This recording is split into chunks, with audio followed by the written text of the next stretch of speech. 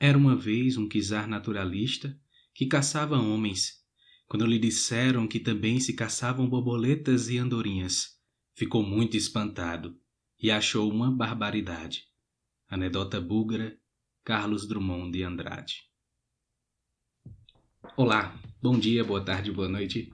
Como é que vocês estão? Tudo bem? Eu espero que estejam todos bem. Meu nome é Irlan Pajeú, professor de História.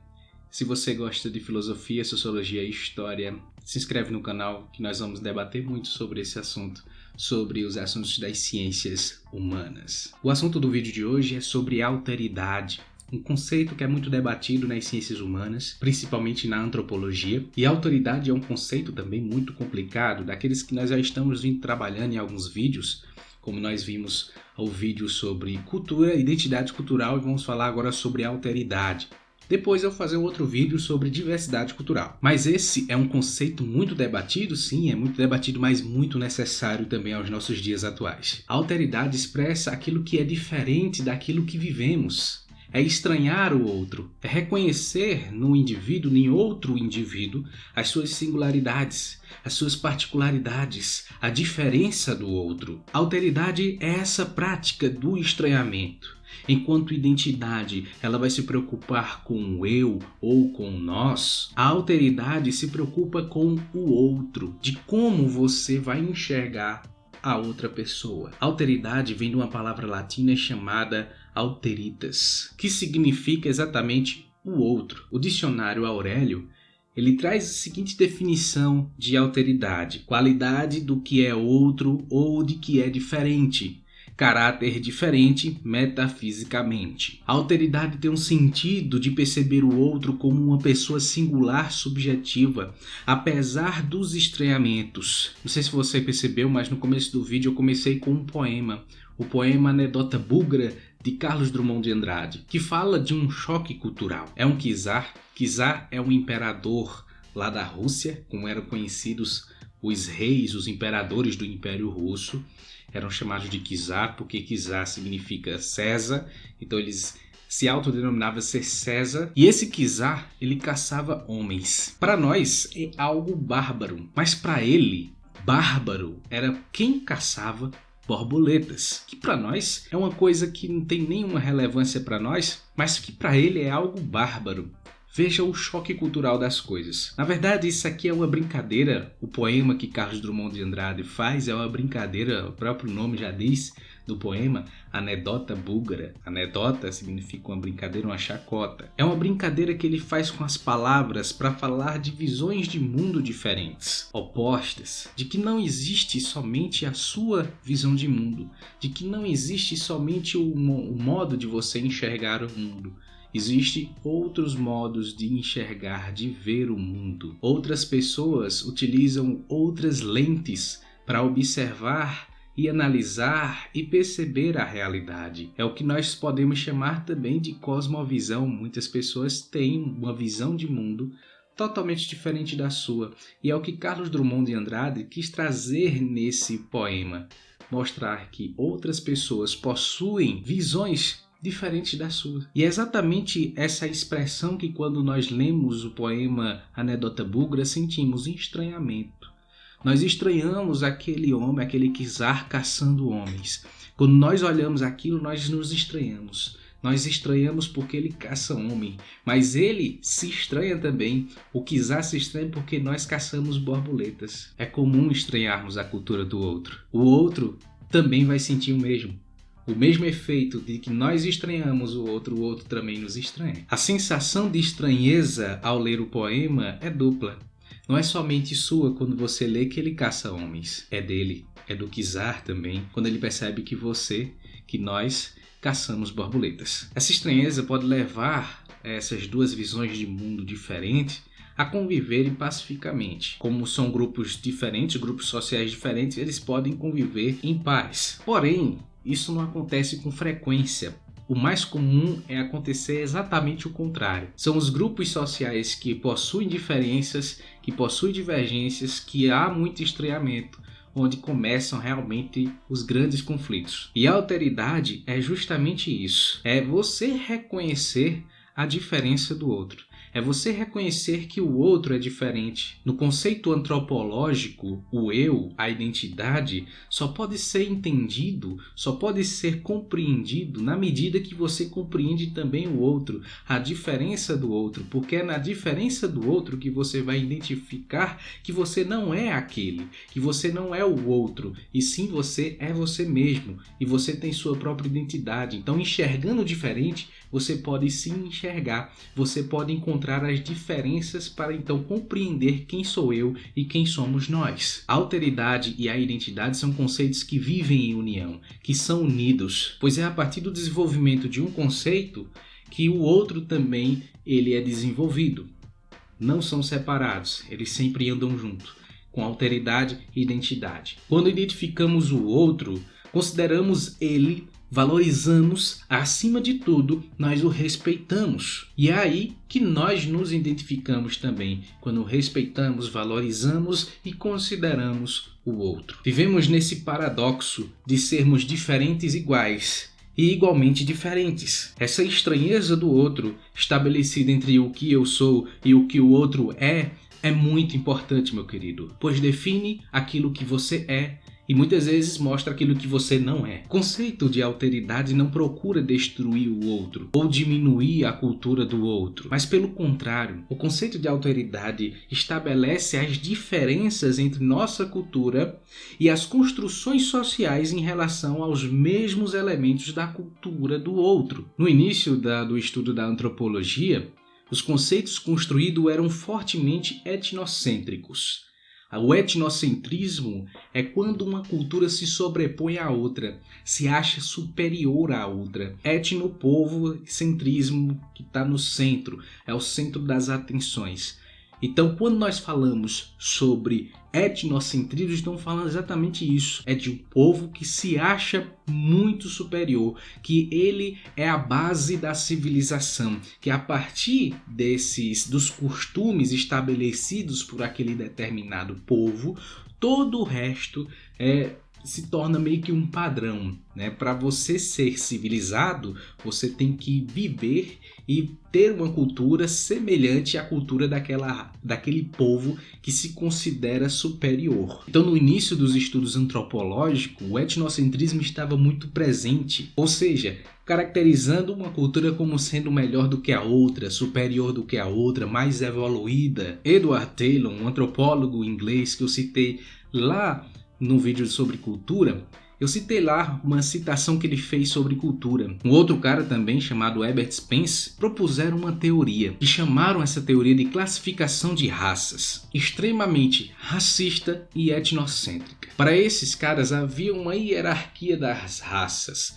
ou seja, havia uma raça que era mais evoluída do que a outra. Isto é, que havia culturas que eram mais evoluídas, que eram melhores, que eram mais superiores. E era justamente a cultura do homem branco, o europeu, que era superior, que era central, que era o padrão para todas as outras culturas. Quanto mais branca a cultura fosse, mais evoluída ela era, mais desenvolvida eram as suas culturas. E as sociedades que tinham pessoas com pele mais escura, do tom mais escuro, tendiam a ser culturas mais inferiores, culturas que não entraram em desenvolvimento, que não evoluíram. Essa visão é muito racista e etnocêntrica. Ela vai extremamente o oposto daquilo que a alteridade significa. Foi a partir de um outro antropólogo mais tarde, chamado Franz Boas, que conseguiu desvincular o termo raça de cultura. Para ele, entender uma sociedade significava entrar nessa sociedade, aprender com suas línguas, conviver com o outro e, sobretudo, deixar de lado os seus preconceitos, a sua visão de mundo que você possui, para então entender a visão, a cultura do outro. Isso foi muito importante porque muitos racistas utilizavam essa teoria de Edward Taylor e Herbert Spencer para legitimar o racismo, trocando o termo cultura por raça. Por isso que eu disse que o termo cultura é muito complicado e muito complexo, mas não menos importante, pois necessitamos conhecer o que é cultura para então derrubarmos teses, derrubarmos ideias como essas, extremamente racistas etnocêntricas que prejudicam o outro. Ou seja, meus queridos, Franz Boas quis perceber o outro, ele quis conhecer o outro, independente da sua visão de mundo, da sua cultura, se era estranha, se era diferente ou não, ele quer conhecer o outro. Ele percebeu isso, que o outro, apesar de ter uma cultura de mundo, uma visão diferente da dele, ele não poderia menosprezá-lo, ele não poderia simplesmente achá-lo inferior, porque não existe essa questão de cultura superior ou cultura inferior. Para Franz Boas, a cultura deveria ser respeitada, reconhecida, para então você conviver pacificamente com os povos. Se você fizesse o contrário do que Franz Boas disse, você estaria olhando para as outras pessoas que são estranhas a você, as outras culturas que são estranhas, diferentes, com um olhar superior, querendo ver o outro como inferior a você. É comum muitas pessoas confundirem o termo alteridade com o termo empatia. Muitos deles acham que são sinônimos, porém são termos diferentes. Enquanto empatia é a capacidade de você se colocar no lugar do outro, sentir a dor do outro, sentir a alegria, sentir as emoções do outro, de uma maneira meio que imaginária, a alteridade é a capacidade de reconhecer que o outro é daquele jeito, de que o outro tem suas diferenças. Ele é daquele jeito porque ele é daquele jeito. É essencialmente diferente de você. A alteridade é esse reconhecimento de diferença, de estranheza. É com a alteridade que podemos ser tolerantes com as outras pessoas, com outras culturas, com outros povos. Segundo o sociólogo contemporâneo chamado Zygmunt Bauman, diz que a nossa sociedade está cada vez mais líquida, fragmentada. A tendência da nossa sociedade cada vez mais é se entregar ao individualismo. É um estilo de vida buscar o individualismo. Cada vez mais só importa você. Primeiro eu, segundo eu, terceiro eu e acabou-se. É o egoísmo tomando de conta das pessoas. A alteridade se encaixa em contextos de coletividade, onde poderá então dar lugar à tolerância. Você pode observar então que a nossa sociedade está cada vez mais desmerecendo esse conceito, ou então esquecendo esse conceito, a alteridade, justamente porque ela tende a ser individualista. Imagine que imigrantes, refugiados de outros países que estão em guerra e tal, começam a entrar aqui no Brasil, passando a habitar na sua cidade. Você observa, você vai na rua e tal, não nesse tempo de pandemia, mas muitas vezes você vai para o mercado e de repente você encontra lá uma pessoa com uma vestimenta diferente, falando de uma maneira diferente, um idioma que ninguém conhece, costumes que são totalmente diferentes dos seus. E você observa aquela pessoa. Exercer alteridade nesse caso é reconhecer que aquelas pessoas que sofreram e que elas saíram de seus países, de suas terras natais, porque foram obrigadas ou porque queriam levar uma vida digna. Porque elas não vão sair das suas terras natais, elas não vão sair de seu lugar, de seu lar, porque elas querem, porque elas desejam, porque elas querem sair da sua zona de conforto. Não é assim, meu querido. As pessoas se refugiam, o nome já está dizendo, é refugiado. Refugiado de quê? Está fugindo de quê?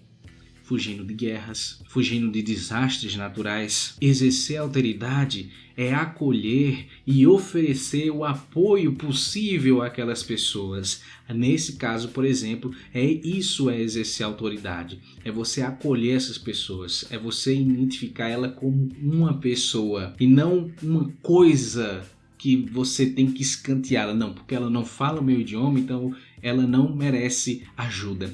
Porque ela não se veste como eu, então ela não merece apoio. Porque ela tem um costume diferente, então eu vou rejeitá-la. Não é assim, meu querido. A alteridade é justamente o contrário. É você acolher essas pessoas na medida do possível. Imagine que você seja praticante de alguma religião, qualquer uma religião. Católico, protestante, espírita, qualquer uma. No mundo existem várias religiões, cristãos católicos, cristão protestante. Aí nos protestantes tem os tradicionais, os pentecostais, neopentecostais, tem os espíritas, tem os muçulmanos, hindus, judeus, candomblecistas. A alteridade está no fato de que você deve respeitar a história particular de cada uma dessas religiões, a identidade de cada pessoa que pratica e comunga com essas religiões, a individualidade de cada pessoa, reconhecendo a sua escolha religiosa sem prejudicar essa pessoa. Muitas pessoas são intolerantes justamente porque acham a religião estranha, diferente, elas começam a prejudicar as pessoas, a exercerem uma atitude de discriminação contra o outro. Não ser preconceituoso com o outro é uma atitude de alteridade. Concordo com Cortella, um filósofo da atualidade brasileiro, quando ele afirma o seguinte, que o reconhecimento das diferenças não pode conduzir à exaltação da desigualdade, dado que a igualdade é conceito ético, relativo à dignidade coletiva. Por isso, homens e mulheres, ocidentais e orientais, brancos e negros, árabes e judeus, somos todos diferentes, nunca desiguais. Devemos buscar viver em um mundo, meu querido, sem preconceitos. O preconceito que eu falo é você julgar o outro na primeira imagem que você enxerga ele. Quando você olha para aquela pessoa, você prejulga ele. Então devemos buscar viver em um mundo onde os preconceitos deixem de existir. Um mundo onde não haja discriminações, onde há tolerância, meu querido. Enxergando o outro como um ser humano, não como uma coisa, não como um objeto, algo totalmente estranho que você não quer nem chegar perto. O outro, o próximo, é uma pessoa, é algo, é alguém que você tem que abraçar. O próprio Jesus Cristo, ele foi um dos que ensinou a alteridade. Olha, o outro é esse que está aqui ao nosso redor. São esses pecadores, são essas pessoas. Abrace essas pessoas, fale do Evangelho, fale para essas pessoas coisas boas. O próximo é o outro e reconhecer o outro é exercer alteridade. Enxergue o outro, o seu próximo, como um ser humano, digno de vida, digno de ter a sua identidade, de ter as suas diferenças. Porque ele é diferente, o outro é diferente de nós. Que possamos aprender a viver com o diferente, com a diversidade, nos unindo como um povo, não como um único povo, como Abraham Van Traub falou que o brasileiro é um só povo. Não, o brasileiro é uma diversidade de povos e diferentes um dos outros, mas que formam esse povo extremamente mestiço, misturado, maravilhoso. Que possamos ser um povo unido, atrás de um só objetivo, meu querido. Fazer dessa vida valer a pena ser vivida, independente de cor, de costume, de crença, de opção sexual. Acima dessas diferenças, nós somos humanos. É isso, pessoal. No próximo vídeo nós vamos falar sobre diversidade cultural. Se você gostou, deixe seu like, se inscreva no canal e até a próxima. Fiquem com Deus. Valeu. Fui!